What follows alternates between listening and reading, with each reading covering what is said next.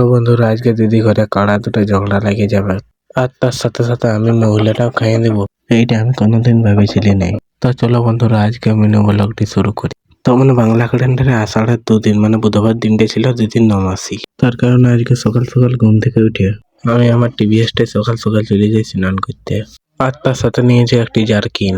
আর তোমরা দেখতে পাচ্ছ গাড়ির আয়না দেখতে দেখতে কিছুক্ষণের মধ্যে পৌঁছে যায় আমাদের সরকারি টাইম কল। তারপর সরকারি টাইম কলে চটপট স্নানটা করে গাড়িতে এই জলটা লোড করে চলে আসি ঘর। আর তারপর ঘরে এসে আম পাক আর তার সাথে সাথে এদিকে মার ভাতটাও রাইসে দিলি। আর তারপরে একটু ড্রেস চেঞ্জ করে নিলি।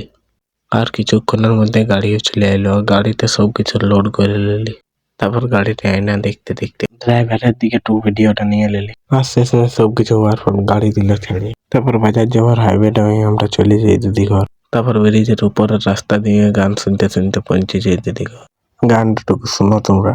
এই বুকটা চিরে যদি দেখবি রে আমার জান, রক্তে লেখা পাবি।